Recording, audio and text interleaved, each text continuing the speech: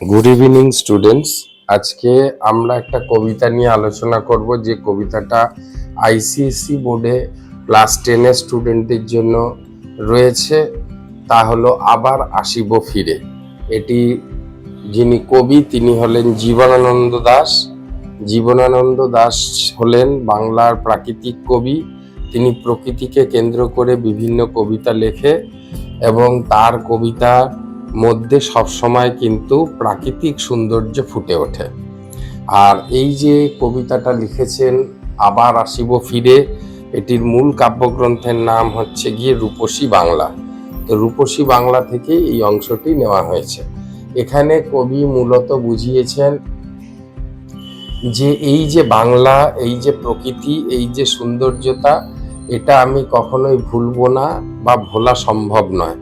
এবং আমি যে জন্মেছি এই পৃথিবীতে, তার জন্য আমি যে গ্রাম বাংলার যে এই রূপবৈচিত্র্য, এই যে সূর্যের আলো, এই যে নদী, এই যে আকাশ, এই যে বায়ু, এই যে জল, এই যে শঙ্খচিল, এই যে সুন্দর দৃশ্য, তা কিন্তু আমার এক জন্মের জন্য পুরোপুরিভাবে সম্পূর্ণ হয়নি, দেখে আমি তৃপ্তি লাভ করিনি।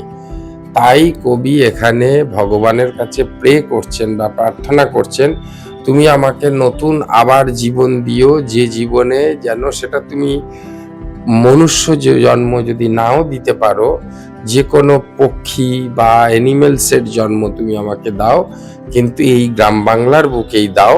কারণ এই গ্রাম বাংলার প্রকৃত রূপকে যাতে আমি সৌন্দর্যতাটাকে আমি উপলব্ধি করতে পারি।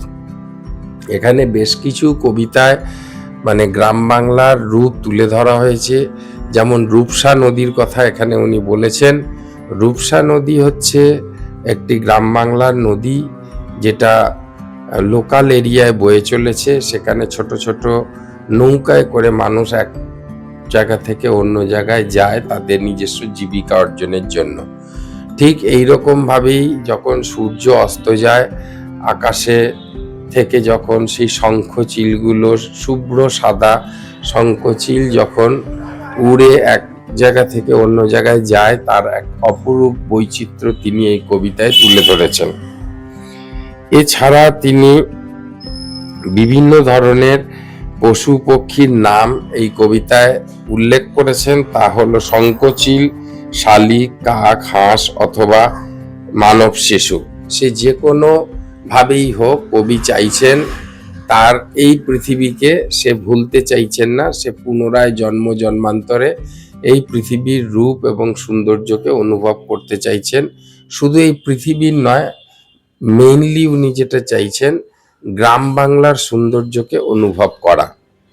এই গ্রাম বাংলার সৌন্দর্য অনুভব করার জন্য তিনি তিনি যে মৃত্যুবরণ করবে, তার মৃত্যুর পরে সে অতৃপ্ত থেকে যাবে যদি সে কিনা পুনরায় জন্মগ্রহণ এই গ্রাম বাংলায় করতে না পারে। তাই কবি ভগবানের কাছে প্রে করছে বা প্রার্থনা করছে, তুমি আমাকে পুনরায় এই গ্রাম বাংলায় জন্ম দাও এবং আমি যাতে এই গ্রাম বাংলার সৌন্দর্য উপভোগ করতে পারি এবং এই গ্রাম বাংলাকে নিয়ে আমি সারা জীবন বাঁচতে পারি। তো এই হচ্ছে কবিতার মূল বিষয়বস্তু। এবং অবশেষে দেখা যাচ্ছে যে কবি এখানে তার মনের ভাবটা দিয়ে প্রকৃতির সৌন্দর্যতাটাকে বর্ণনা করতে চেয়েছেন।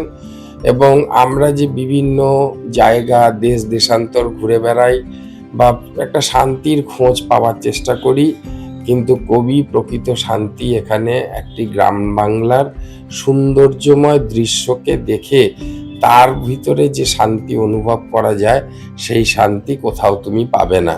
তুমি লন্ডন যাও, আমেরিকা যাও, ফ্রান্স যাও, এখন মানুষের পয়সা হয়ে গেলে দেশ দেশান্তরে যায়, অন্য জায়গায় যায়, কিন্তু প্রকৃত সৌন্দর্য কিন্তু আমাদের গ্রাম বাংলার মধ্যেই রয়েছে।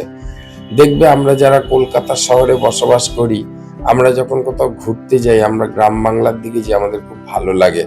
কারণ এই যে শহরের যে হইচই এবং সবসময় যে একটা চাঞ্চল্যকর রূপ, সেখান থেকে আমরা একটা নীরব শান্ত জায়গায় অবস্থান করতে পারি। তার জন্য আমাদের মনের মধ্যে একটা শান্তি ঘটে এবং আমরা নতুন রূপে আমাদের আমাদের মনকে সাজাতে পারি, এবং তার থেকে কি হয়, মানুষের মনের একটা পরিবর্তন হয়। তুমি যদি ভালো কবি হতে চাও, তুমি যদি ভালো লেখক হতে চাও, তাহলে অবশ্যই তোমাকে গ্রাম বাংলাকে বুঝতে হবে এবং গ্রাম বাংলার সঙ্গে তোমাকে মিশে যেতে হবে, যেটা কিনা জীবনানন্দ দাশ পেরেছিলেন। তার কবিতা মূলত বিষয়বস্তু হলো এটাই, যে তিনি গ্রাম বাংলাকে ভুলতে চান না, তিনি তার জীবনে অন্তরে ধরে রাখতে চান, এবং মৃত্যুর পরেও যেন তিনি গ্রাম বাংলায় জন্মগ্রহণ করেন এবং এই প্রকৃতির সৌন্দর্যটাকে উপভোগ করতে পারেন। তো এইখানেই হচ্ছে কবিতার মূল সারাংশ। দেখো, আমি মেনলি যারা আইসিএসসি বোর্ডে বিফোর এক্সামিনেশন বাংলাটা পড়ছো বা বাংলাটা কম পারো, তাদের জন্যই আমি এই কবিতাটা এখানে খুব অল্প সময়ের মধ্যেই তুলে ধরেছি। আশা করি তোমাদের ভালো লাগবে।